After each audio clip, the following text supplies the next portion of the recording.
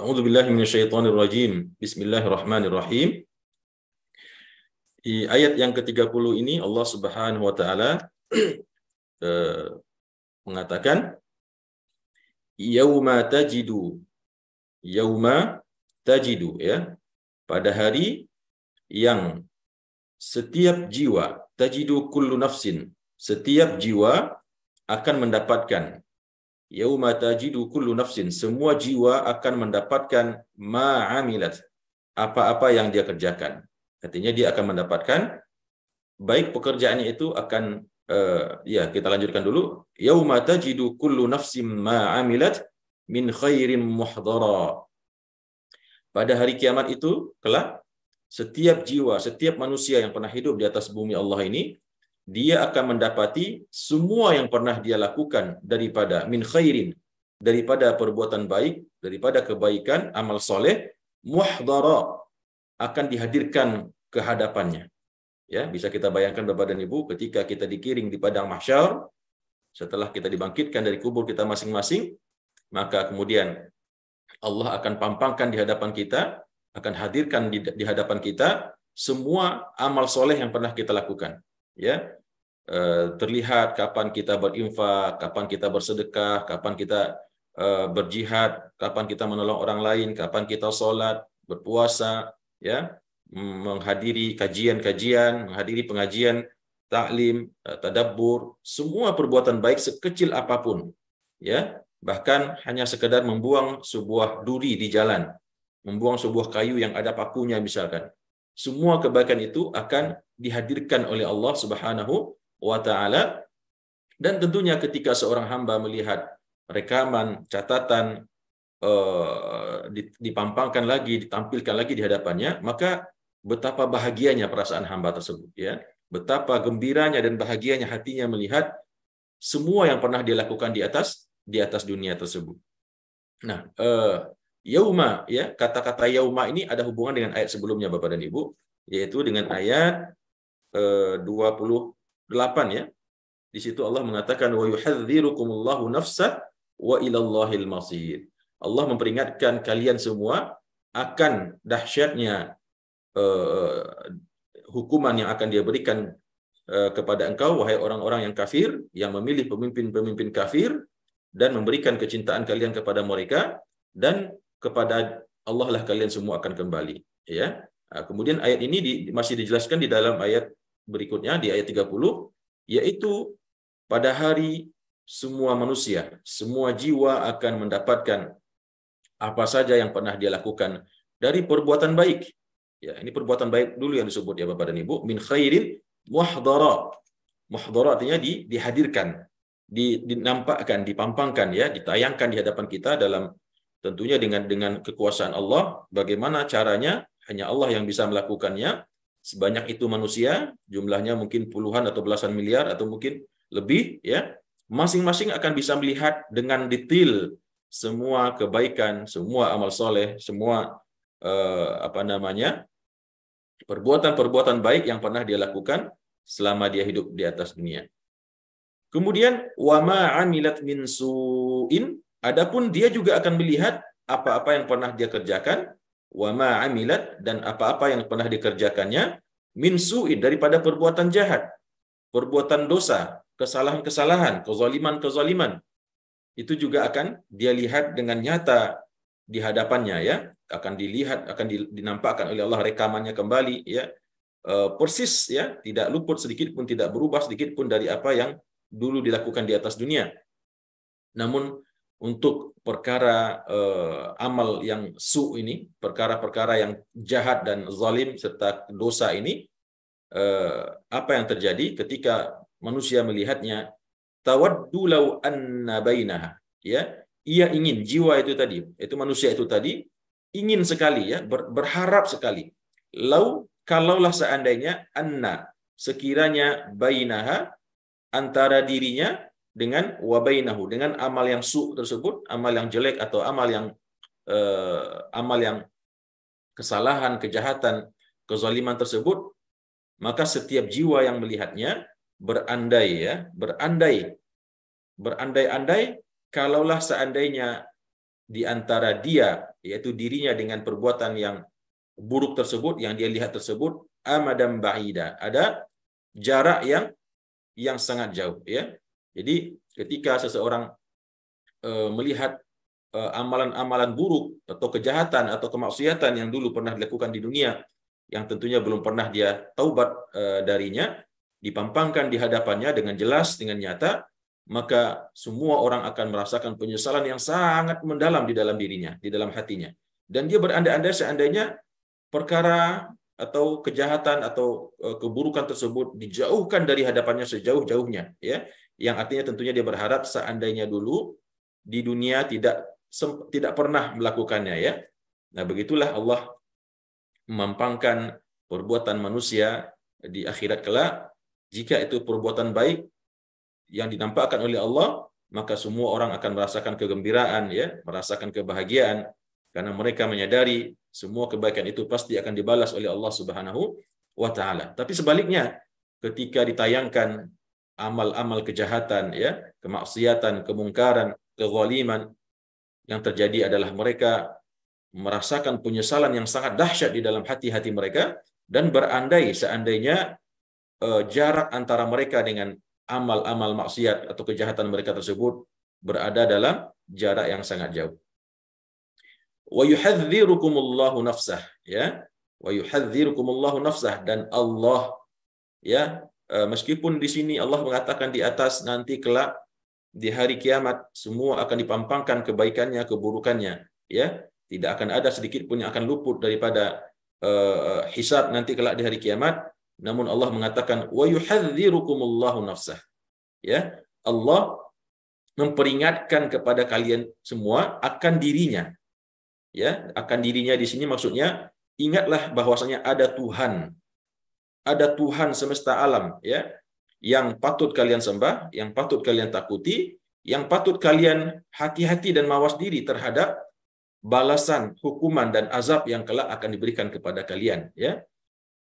Dan wa yuhadzirukumullahu nafsah wallahu raufum bil ibad.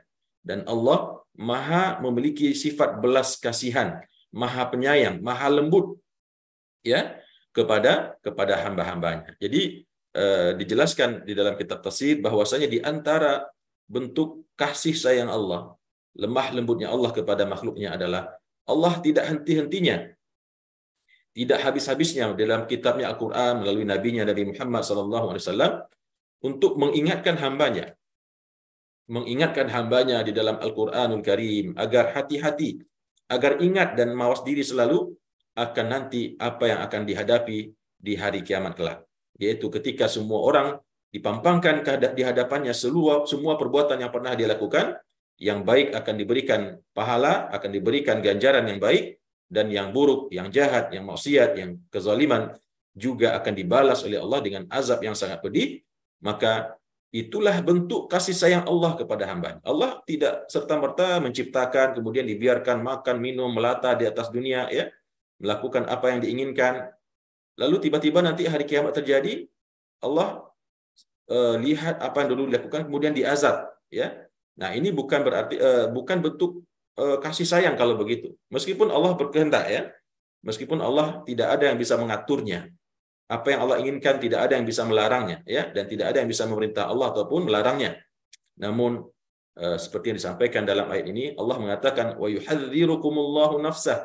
Allah senantiasa tidak henti-hentinya mengingatkan kalian akan dirinya. Wahai manusia, ingatlah kalian adalah makhluk yang diciptakan untuk beribadah. Wa ma khalaqtul jinna wal insa illa liya'budun. Beribadahlah kepada Allah, jauhi maksiat, jauhi kejahatan, kemungkaran dan kezaliman. Allah ingatkan kita selalu, ya. Allah ingatkan kita selalu. Bagaimana cara Allah mengingatkan kita? Dengan Al-Qur'an. Ketika seorang hamba, seorang mukmin membaca Al-Qur'an dengan rutin setiap hari, dia akan bertemu, ya. Setiap halaman, setiap setengah juz, setiap satu juz dibaca, atau mungkin setiap surat akan bertemu dengan peringatan-peringatan yang Allah berikan di dalam Al-Quran ini, ya. Sehingga itulah gunanya kita membaca Al-Quran, Bapak dan Ibu, agar kita teringat selalu akan fungsi, akan tujuan kita ada di atas dunia ini, dan teringat dan sadar selalu kemana kelak kita akan kembali. Dan wallahu raufum bil ibad. Allah itu Maha penyayang, Maha pengasih Maha cinta dan sayang kepada hamba-hambanya. Untuk itulah Allah berikan senantiasa peringatan ya melalui Al-Qur'an, melalui sabda-sabda nabinya Nabi Muhammad sallallahu alaihi wasallam. Ya.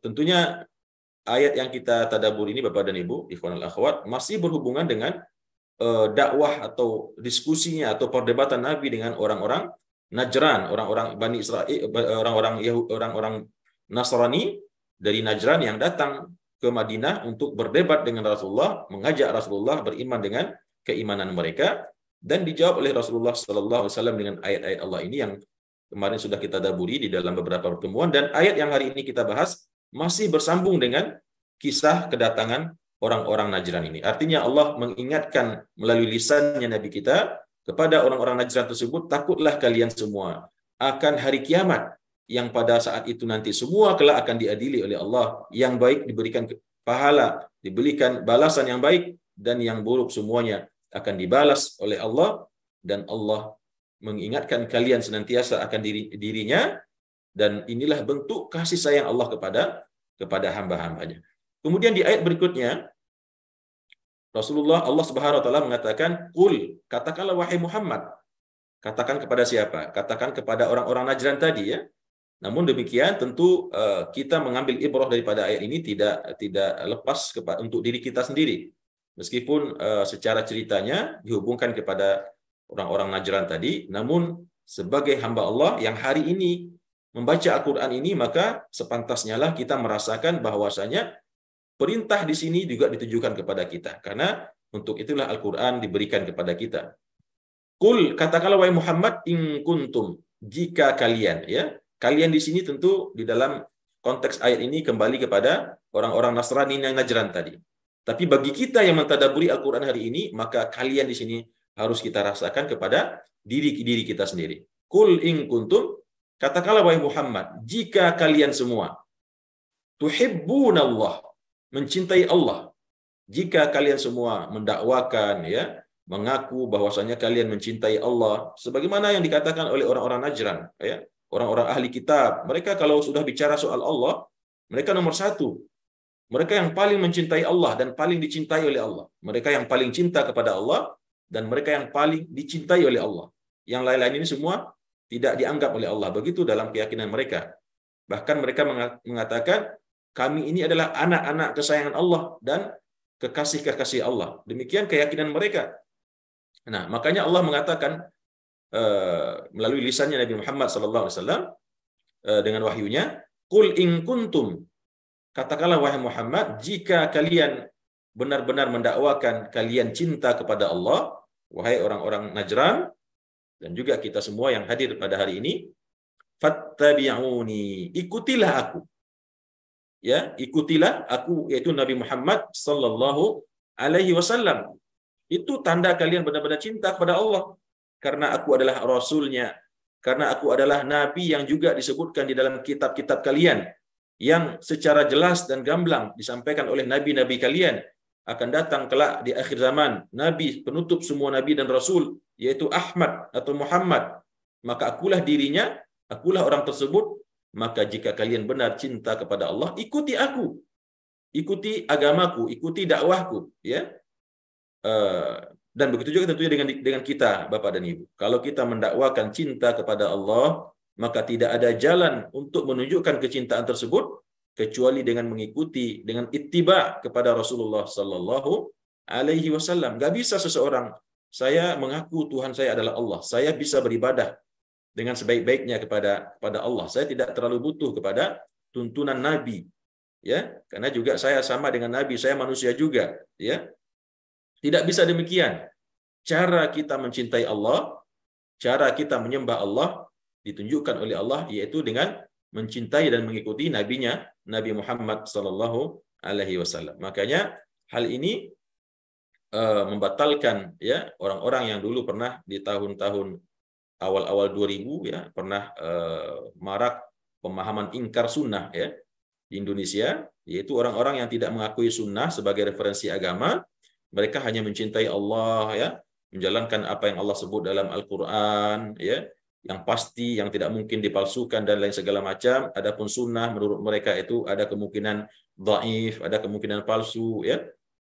Dan mereka tidak terlalu mengindahkan apa-apa yang disampaikan oleh Rasulullah SAW dalam hadisnya. Maka tentunya ini tertolak dengan ayat ini. Jika kita memang menyatakan cinta kepada Allah, maka tidak ada jalan kecuali ittiba dengan Nabi Muhammad, mengikuti sunnahnya, melaksanakan ibadah kepada Allah sesuai dengan tuntunan sunnah Rasulullah Sallallahu Alaihi Wasallam. Ya, karena Allah selalu menggandengkan antara dirinya dengan kekasihnya, yaitu Nabi Muhammad Sallallahu Alaihi Wasallam. Jadi ketika kita mencintai Allah, pasti ikut kecintaan kita kepada Nabi Muhammad Sallallahu Alaihi Wasallam. Lalu ketika kita mendakwakan kita mencintai Allah dan kemudian kita mengikuti nabinya Nabi Muhammad Sallallahu Alaihi Wasallam, apa yang akan Allah berikan kepada kita? Yuhibbukumullah, maka niscaya Allah pun pasti akan mencintai kalian. Jadi cintanya Allah Bapak dan Ibu akan bisa kita dapatkan. Caranya hanya satu, yaitu dengan ittiba, mengikuti Rasulullah Sallallahu Alaihi Wasallam. Karena Rasulullah sebaik-baik manusia yang beribadah kepada Allah, Rasulullah Nabi kita lah Nabi Muhammad sebenar-benar ibadahnya kepada Allah, sebaik-baik manusia yang menghambakan dirinya kepada Allah, dan memang diturunkan oleh Allah untuk menjadi tauladan dan contoh bagi kita umat manusia. Kemudian yang kedua, wa yaghfir lakum dzunubakum. Selain kita dicintai oleh Allah, kalau kita sudah dicintai oleh Allah, ya, maka tentunya rahmatnya, nikmatnya, perlindungannya, taufiknya, semua kebaikan akan Allah berikan kepada kita, ya. Kalau Allah sudah cinta kepada seseorang, maka Allah akan berikan kepadanya kebaikan, kenikmatan, keridhaan, ya, taufik dari Allah Subhanahu wa taala, meskipun tidak menutup kemungkinan Allah juga akan mencobanya. Karena dalam hadis Rasulullah dikatakan, jika Allah telah mencintai seorang hamba, Allah akan mencobanya. Jadi jangan dikira orang kalau sudah rajin ibadah, tinggi ibadahnya, tinggi akhlaknya, tinggi penyembahannya kepada Allah, kemudian dia akan semua mendapat nikmat. Tidak. Justru di antara bentuk kecintaan Allah, dia diberikan ujian, dia diberikan cobaan, yang mana cobaan tersebut di samping menggugurkan dosa-dosanya yang masih tersisa, juga akan semakin meninggikan derajatnya, makamnya di hadapan Allah, dan tentunya nanti di akhirat kelak akan diberikan surga yang lebih tinggi daripada orang-orang yang tidak pernah diuji di atas dunia. Itu yang pertama. Kemudian yang kedua, wa yaghfir lakum dzunubakum, dan diampuni semua dosa-dosa kalian. Akan diberikan ampunan kepada kalian dosa-dosa kalian. Wallahu ghafurur rahim, dan Allah itu Maha Pengampun dan lagi Maha Penyayang. Subhanallah, ya. Di atas tadi Allah tutup dengan wallahu raufum bil ibad. Meskipun berbicara azab, Allah tetap menutup dengan bahwasanya dia adalah zat yang Maha Penyayang dan Pengasih, ya, kepada hambanya. Dan kemudian juga di ayat ini Allah tutup dengan wallahu ghafurur rahim. Allah itu Maha Penyayang dan Maha Pengampun. Jadi kira-kira Bapak dan Ibu, kurang apa lagi Allah menyayangi hambanya, ya, khususnya kepada orang-orang Najran ini, orang-orang Nasrani, ya, yang terus membangkang kepada Nabi Muhammad, ya, malah mendakwakan agama mereka yang paling benar dan mengajak Nabi Muhammad dan pengikutnya masuk kepada agama mereka. Demikian Allah mengingatkan mereka, dan Allah mengatakan Allah Maha Pengampun kalau kalian mau bertaubat, mau berubah akidah kalian masuk kepada agama Islam, Allah ampuni kalian dan akan Allah sayangi kalian, dan Allah akan cintai kalian. Begitu kata Allah di dalam ayat ini yang diminta disampaikan oleh Nabi Muhammad SAW kepada mereka dan kepada kita semua. Kemudian di ayat berikutnya Allah mengatakan, "Qul athi'ullaha war rasul." Ya. Nah, di sini lebih ditegaskan lagi. Katakanlah wahai Muhammad kepada mereka, athi'ullaha war rasul. Taatlah kepada Allah dan Rasul. Jadi ketika bicara taat Bapak dan Ibu, senantiasa Allah gandengkan antara Allah dan Rasulnya. Di dalam surah yang lain, surah An-Nisa, ya innallaha ya'murukum an tu'addul amanati ila ahliha, ya ayyuhalladzina amanu athi'ullaha wa athi'ur rasul. Taatlah kepada Allah dan taatlah kepada Rasulnya, ya. Jadi tidak bisa dipisah antara ketaatan kepada Allah dengan ketaatan kepada Rasul. Dan ada yang ketiga, ketaatan kepada ulil amri, ya, kalau di surah An-Nisa tersebut. Wa athi'ullaha wa athi'ur rasul wa ulil amri minkum. Namun di sini Allah mengatakan qul athi'ullaha war rasul. Katakanlah wahai Muhammad kepada orang-orang Najran itu, taatlah kalian kepada Allah dan juga kepada Rasul. Dan ini juga perintah untuk kita Bapak dan Ibu, bahwasanya kita diperintahkan oleh Allah dalam kehidupan kita ini untuk taat kepada Allah dan taat kepada Rasul. Apa yang Allah larang, jauhilah. Apa yang Allah perintahkan, laksanakanlah dan kerjakan. Demikian juga apa yang Rasul larang, jauhi dan tinggalkan. Banyak hadis-hadis ya yang berisi larangan-larangan ya, yang tentunya kita baru tahu kalau kita membaca hadis-hadis tersebut. Makanya itulah kita penting belajar menuntut ilmu, membaca hadis-hadis yang jumlahnya sangat banyak. Yang sahih saja jumlahnya ribuan ya. Kalau kita mau menghabiskan umur kita membaca dan mentadaburi dan mempelajari hadis sahih Bukhari dan sahih Muslim, mungkin 20 tahun belum akan tuntas kita mempelajarinya, mentadaburinya dan melaksanakannya, yang di dalamnya banyak terdapat larangan-larangan, baik yang larangan bersifat sangat keras, begitu juga larangan yang bersifat makruh yang tetap dianjurkan untuk kita menjauhinya. Dan begitu juga yang disuruh. Banyak sekali suruhan-suruhan Allah dalam Al-Quran, baik suruhan berupa perintah ibadah, baik juga suruhan berupa untuk menerapkan suatu sikap atau akhlak di dalam kehidupan kita, dan begitu juga suruhan-suruhan Rasulullah Sallallahu Alaihi Wasallam di dalam hadis-hadisnya. Itu yang harus kita taati. Fa in tawallau, maka jika kalian berpaling, tidak mau beriman kepada Nabi Muhammad, tidak mau beriman kepada Allah, ya. Kalau kalian berpaling, fa innallaha la yuhibbul kafirin. Sesungguhnya Allah tidak mencintai orang, tidak menyukai orang-orang yang kafir, orang-orang yang tidak mau beriman kepada Allah dan kepada Rasulnya, ya. Sudah didakwahi sedemikian rupa, diberikan bukti-bukti, ya, diberikan wahyu dari langit yang memperkuat dakwahnya Nabi Muhammad tersebut yang sesuai dengan kitab mereka, namun masih berpaling. Kata Allah, kalau demikian adanya, maka sesungguhnya Allah tidak mencintai orang-orang yang kafir.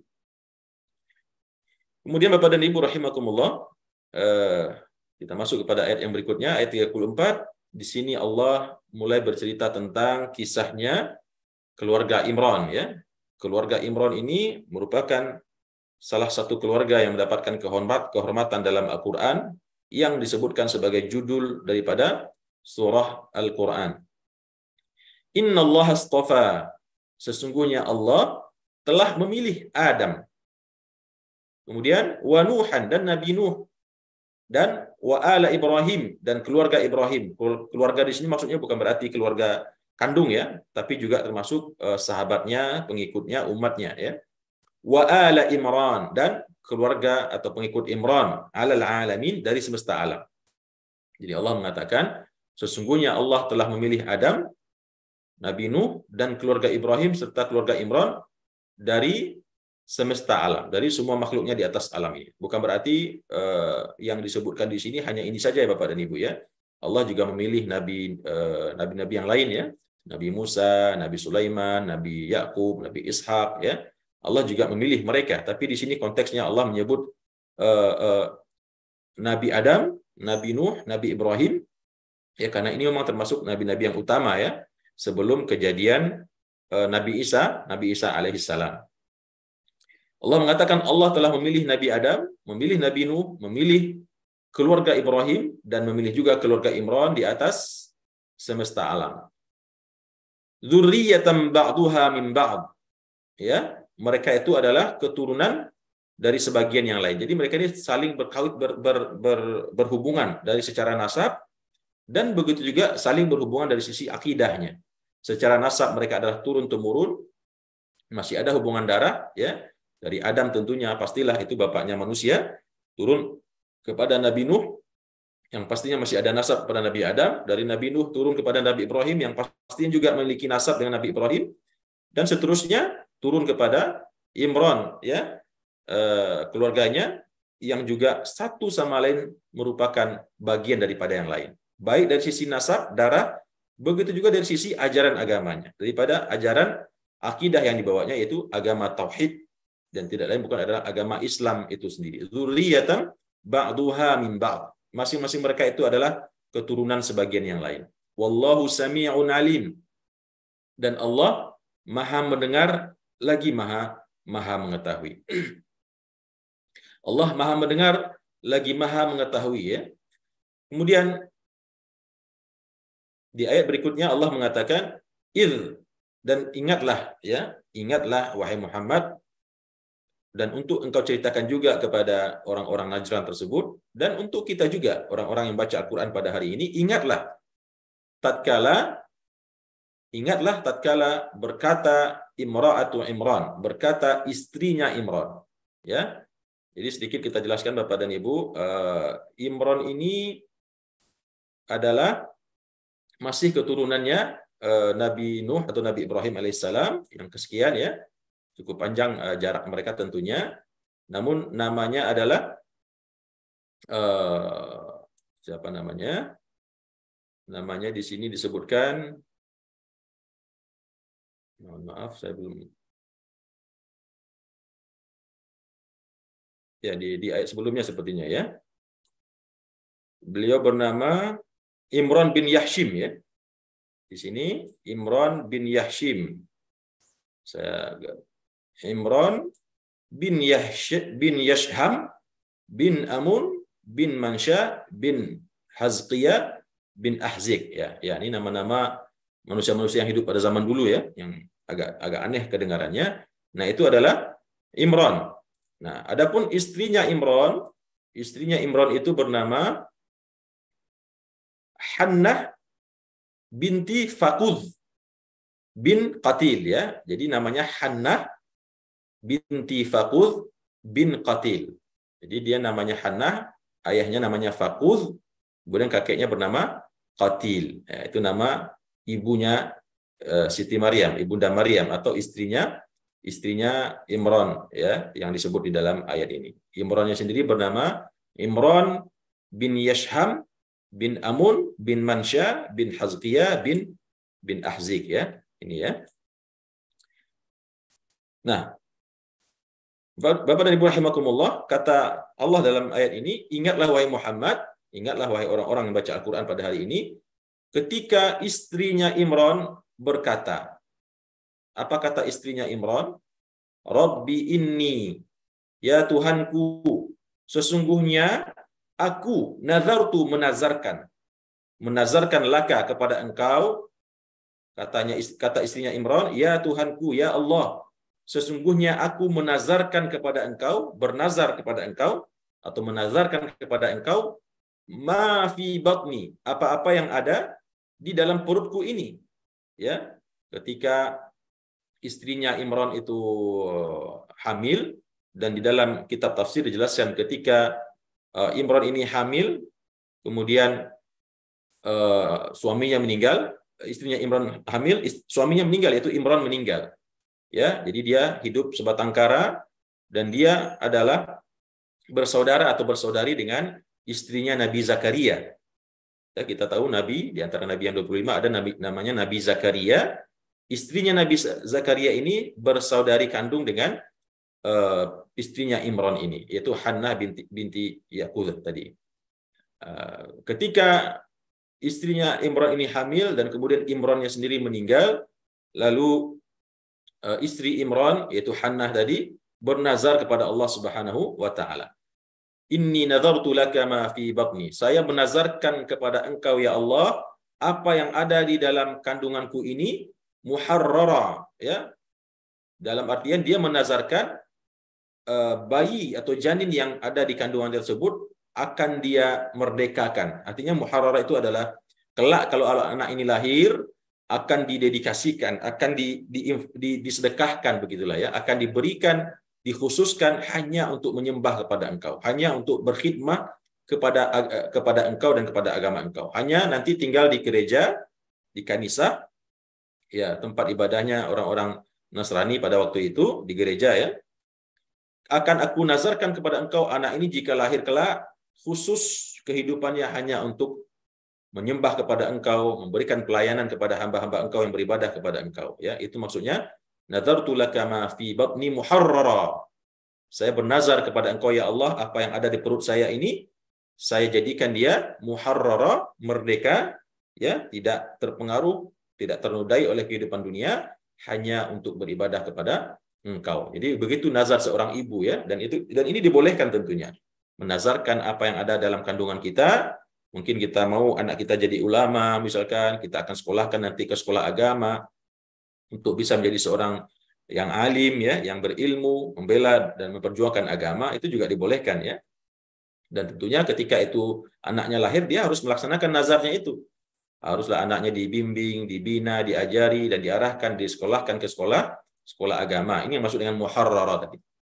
Fataqabbal minni, maka terimalah ya Allah nazarku ini ya. Fataqabbal minni, terimalah nazarku ini, innaka antas samiul alim. Sesungguhnya engkau maha mendengar dan maha mengetahui. Apa yang diucapkan oleh istrinya Imran ini, yaitu Hannah, itu tadi ibunya bayi Maryam yang akan lahir nanti ya. Nah, sejauh ini Bapak dan Ibu, perkiraan atau ramalan daripada istri Maryam ini, anaknya itu akan lahir laki-laki ya. Anaknya itu akan lahir laki-laki sehingga akan disedekahkan, akan dimerdekakan hanya untuk menyembah Allah dan menolong dan melayani orang-orang yang menyembah Allah. Sejauh itu dia tidak tahu kalau nanti yang akan lahir itu perempuan. Ya, karena makanya di sini dikatakan muharrara. Ya, bukan muharraratan ya. Dia masih mengira itu anaknya laki-laki. Itu yang nanti dia akan nazarkan kepada Allah untuk menjadi seorang hamba yang menyembah Allah saja, tidak terperdaya dengan kehidupan dunia dan melayani orang-orang beribadah. Fataqabbal minni, dan terimalah nazarku ini ya Allah. Lalu tentunya Allah menerima nazar tersebut, dan maka tatkala falamma wada'atha, tatkala dia melahirkannya, dia itu adalah Imran tadi, istrinya Imran. Tatkala dia melahirkannya, ya, dia melahirkan, qalat, dia berkata, Rabbi inni wada'tuha, ya Tuhanku, ya Allah, inni sesungguhnya aku melahirkannya perempuan. Nah, di sini ada sedikit rasa sedih ya.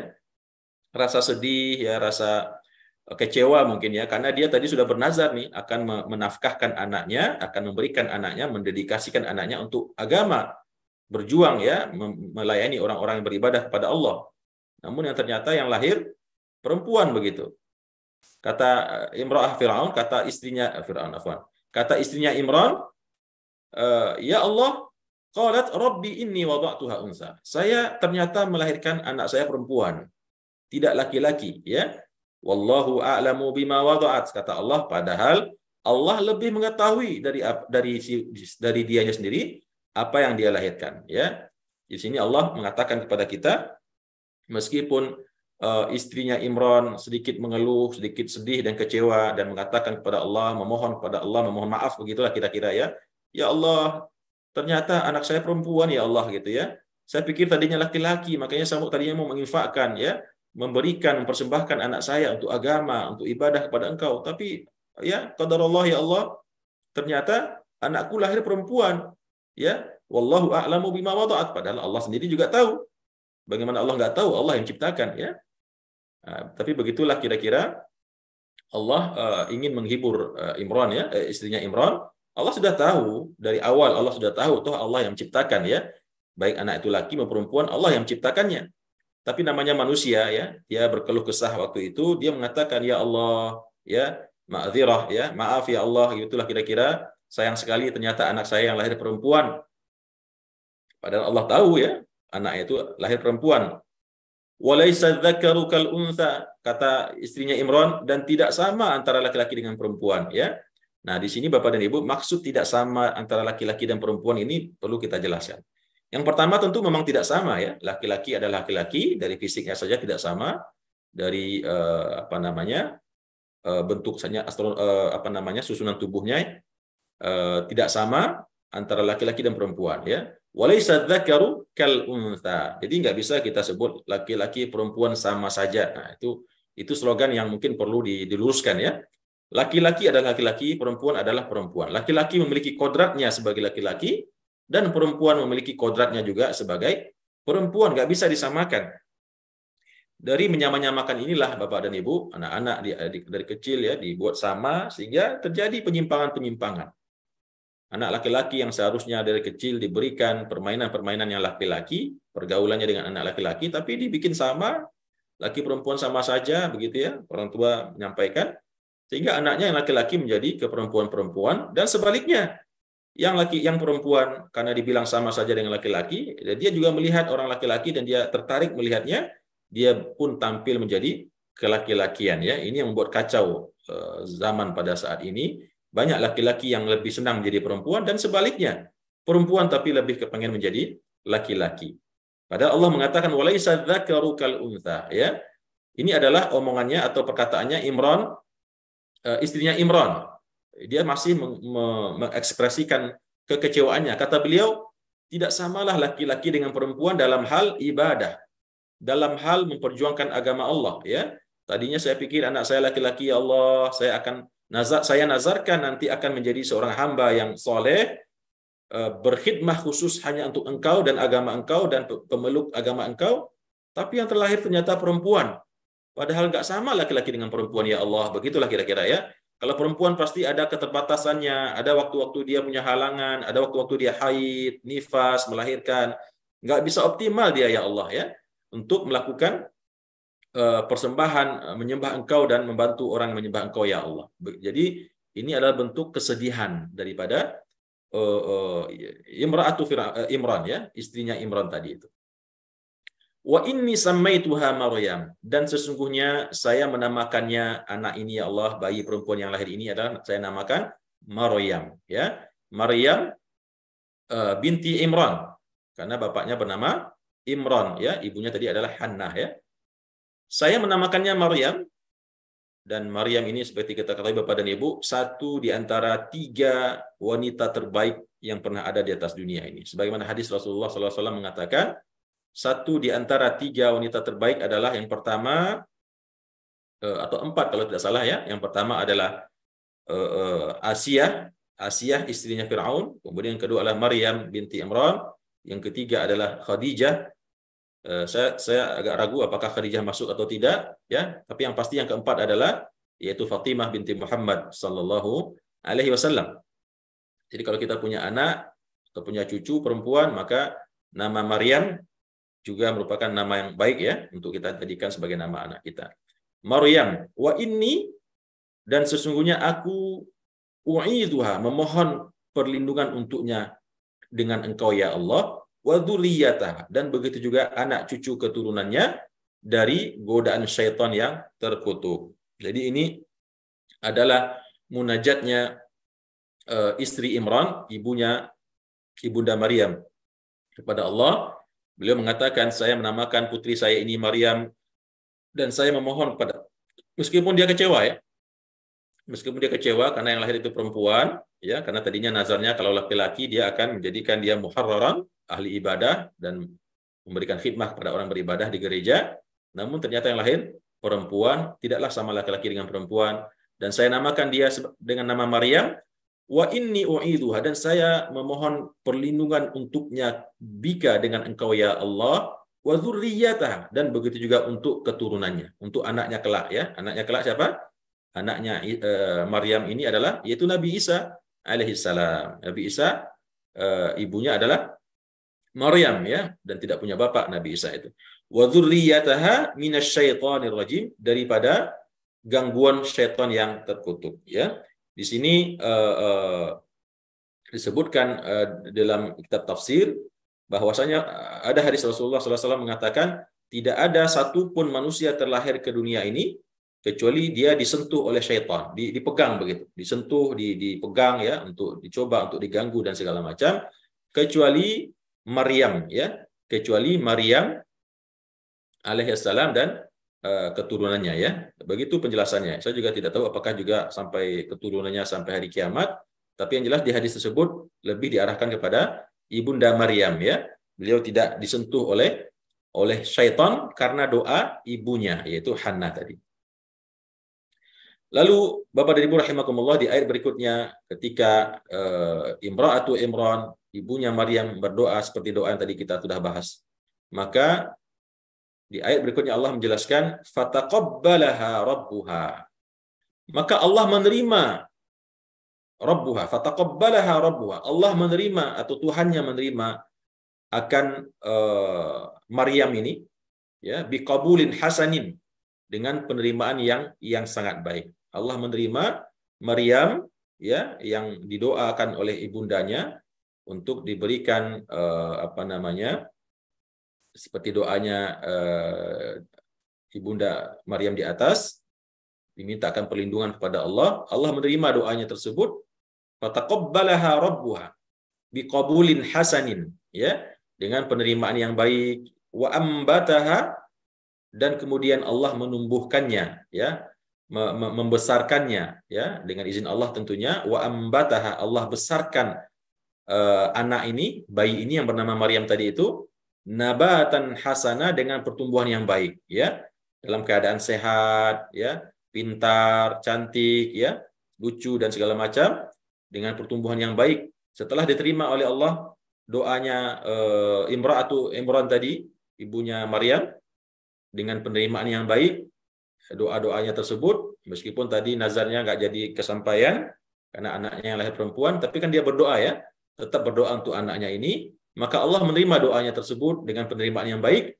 Dan lalu wa ambataha, dan Allah tumbuhkan, Allah besarkan anak ini nabatan hasana, dengan pertumbuhan yang baik, ya, dia bertumbuh menjadi seorang anak yang cerdas, wanita dewasa yang luar biasa, yang bagus akhlaknya, yang bahkan cantik juga parasnya, begitu ya. Kemudian wa kaffalaha Zakaria, dan dijadikanlah, ditanggung dia oleh Zakaria, dipungut, ya, dipungut atau dibesarkan dia oleh Zakaria. Kenapa oleh Zakaria? Karena ayahnya tadi telah meninggal. Imran, ayahnya Maryam, suami daripada Imran atau Imran tadi, ketika dia hamil Maryam itu meninggal, kan? Nah, ketika Maryam ini terlahir, beliau diambil atau dipingit atau dipungut, dia jadikan anak angkat oleh apa istilahnya, ya, kalau di kita, ya, Pak D-nya, ya. Pak D-nya itu karena istrinya Zakaria ini adalah budenya ibunda Maryam. Karena ibunya Maryam alaihissalam bersaudara kandung dengan istrinya Zakaria. Berarti Zakaria adalah Pak D-nya ibunda Maryam, atau suami daripada bibinya, begitu ya. Nah, jadi Maryam ini alaihissalam dibesarkan, dipingit, dipungut, ya, diasuh oleh Nabi Zakaria alaihissalam. Wa kaffalaha Zakaria kullama dakhala 'alaiha Zakaria al-mihraba. Lalu keanehan terjadi, Bapak dan Ibu. Meskipun dipingit atau dipungut oleh Nabi Zakaria, seorang nabi Allah, tapi Nabi Zakaria melihat sebuah keajaiban, ya, terhadap Maryam ini. Keajaiban itu adalah kullama dakhala 'alaiha Zakaria al-mihraba, setiap kali dakhala 'alaiha, ya, Nabi Zakaria masuk kepada kamarnya Maryam, bukan kamarnya lah, tempat mihrabnya, ya. Kalau kamar tentu tidak mungkin, ya, karena bukan muhrim juga jatuhnya, ya. Tapi ada mihrab di dalam rumahnya itu, tempat Maryam ini beribadah kepada Allah, tempat dia bertasbih, berzikir, bersujud kepada Allah, ya. Tempatnya sedikit tertutup, ya. Nah, di situ ketika Nabi Zakaria bermaksud mungkin memanggilnya untuk suatu keperluan atau untuk mengantarkan minuman atau makanan, ya, makanan kecil atau ringan. Tapi apa yang terjadi? Setiap masuk kepadanya Nabi Zakaria di tempat mihrabnya ibunda Maryam, wajada indaha rizqa. Dia mendapatkan di sisi Maryam itu terdapat rezeki yang luar biasa. Terdapat buah-buahan yang segar, ya, terdapat makanan-makanan. Bahkan buah-buahan itu disebutkan dalam tafsir, buah-buahan tersebut padahal waktu itu sedang musim dingin, namun yang terhidang itu buah-buahan musim panas. Dan ketika masuk musim panas, justru yang terhidang itu buah-buahan musim dingin. Ini membuktikan bahwasannya adalah mukjizat. Kalau waktu itu musim dingin, yang dihidangkan juga ada, yang terdapat di sisinya juga buah-buahan musim dingin, ada kemungkinan itu didatangkan oleh manusia, ya, oleh siapa gitu, ya.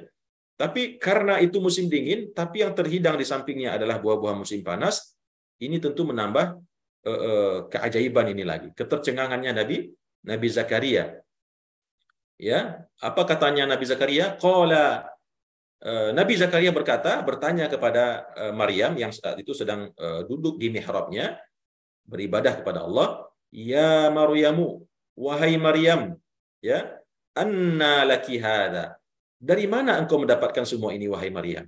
ya, terheran ya, tercenganglah Zakaria melihat banyaknya buah-buahan yang lezat, yang enak, yang segar ya, bahkan buah-buahannya bukan buah-buahan musim yang mereka pada saat itu berada pada musim itu, ya, musim dingin, tapi ternyata yang ada buah-buahan musim panas seperti yang banyak airnya, semangka dan lain sebagainya ya. Dan sebaliknya, ketika didatangi di musim panas, yang terhidang justru buah-buahan musim dingin begitu.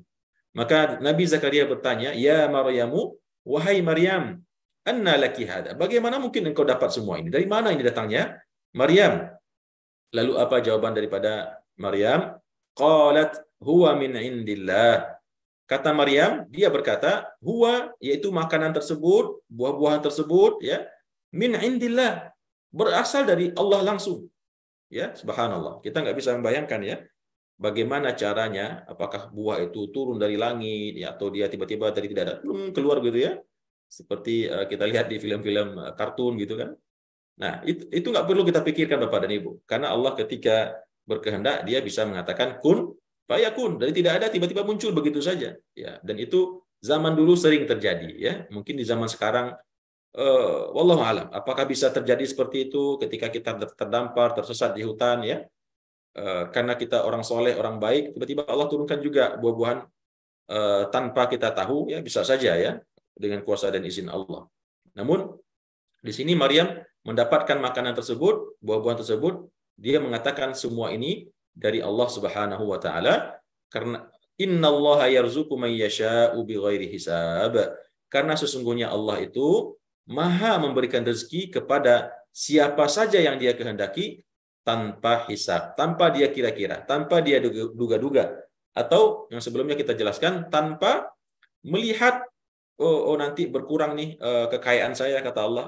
Nanti kalau saya kasih banyak, nanti di persediaan lumbung saya berkurang begitu. Enggak, Allah enggak pernah mikir-mikir demikian ya. Allah juga enggak pernah melihat kalau orang ini kafir, ya, musyrik. Kalau memang itu rezekinya Allah beri tanpa tedeng aling-aling begitu bahasanya, bahasa kitanya ya. Allah enggak melihat ya. Dan bisa juga diartikan tanpa dikira-kira oleh si hamba itu sendiri ya. Kita nggak tahu ya, nggak ada jalan untuk dapatkan uang, anak mau bayar SPP kuliah ya, yang ini mau menikah, yang ini mau pergi jauh, banyak kebutuhan mungkin puluhan juta atau ratusan juta, kita nggak tahu dari mana bisa mendapatkannya. Tapi tiba-tiba dengan izin Allah, nggak pernah kita duga-duga sama sekali datang orang membawa uang. Ya, dan ini pernah saya alami Bapak dan Ibu waktu saya kuliah di Aljazair, di saat saya selesai sidang munaqasyah S2 waktu itu, dan saya seminggu lagi harus menikah di Indonesia, dan saat itu saya tidak punya uang untuk pulang ke Indonesia ya, karena jadi dijanjikan oleh pemerintah waktu itu tiket akan dikirim, tapi setelah ditunggu berminggu-minggu tidak datang, sementara waktu pernikahan di Indonesia sudah dekat, dan saya duduk di masjid sambil bermunajat kepada Allah, memohon kepada Allah, ya Allah berikan hamba jalan, karena nggak mungkin pesta diundur karena sudah undangan disebar. Namun ketika itu saya berdoa dengan serius dan sungguh-sungguh kepada Allah, tiba-tiba datang orang menepuk punggung saya waktu itu. Dia bertanya, ada apa dengan engkau, wahai pemuda, wahai Ananda? Kemudian saya ceritakan masalah saya waktu itu. Kemudian dia mengatakan sambil mengangkat tangannya ke langit, ada Allah, kata dia. Ada Allah, insya Allah yang memberikan jalan keluar. Dan kemudian saya kembali ke asrama, dan ternyata besoknya subuh-subuh masih gelap gulita, ada yang mengetok pintu. Kemudian ternyata itu ada security atau satpamnya asrama. Beliau mengatakan ada orang menunggumu di luar di pintu asrama. Dan akhirnya saya keluar, ternyata yang datang orang yang kemarin menepuk punggung saya di masjid, datang membawa sebuah kresek, kantong berwarna hitam. Dia mengatakan, ini uang untukmu, pulang ke Indonesia, tapi permintaan dari kami, kamu pulang ke Indonesia, kembali lagi ke sini, ke Aljazair, untuk lanjut kuliah S3, membawa istrimu ke sini, karena kami ingin engkau tinggal bersama kami di sini. Subhanallah, itu merupakan salah satu mukjizat yang saya alami dalam hidup saya ya. Diberikan uang segitu banyak, bukan saja untuk tiket satu kali jalan ke Jakarta, tapi bahkan bisa balik lagi ke Aljazair, bahkan bisa membayang istri pada waktu itu. Jadi kita yakin dengan ayat ini. Innallaha yarzuqu may yasha'u bighairi hisab. Allah memberikan rezeki kepada siapa yang Dia kehendaki tanpa dia duga-duga sama sekali ya. Baik dianya sebagai yang menerima rezeki tidak pernah menduganya, begitu juga Allah pun tidak pernah hitung-hitungan ya, tidak pernah Tidak ada yang aling-aling begitu ya, memberikan rezekinya kepada siapa yang dia kehendaki. Bapak dan Ibu rahimakumullah, inilah tadabbur kita untuk ayat-ayat 30 sampai 37 pada pagi hari ini. Mudah-mudahan menambah keimanan kita, keyakinan kita kepada Allah Subhanahu wa taala, menambah juga wawasan kita tentang tadi ceritanya Maryam alaihissalam ya dan keluarganya, keluarga Imran, dan begitu juga tadi yang Allah sampaikan di atas bahwasanya Allah nanti kelak akan memberikan balasan kebaikan dengan kebaikan dan pahala dan surga, dan begitu juga semua perbuatan buruk akan dinampakkan di hadapan kita, dan pada hari itu semua orang akan merasakan penyesalan yang luar biasa, dan mereka berandai-andai seandainya dulu mereka tidak pernah melakukan semua kejahatan tersebut.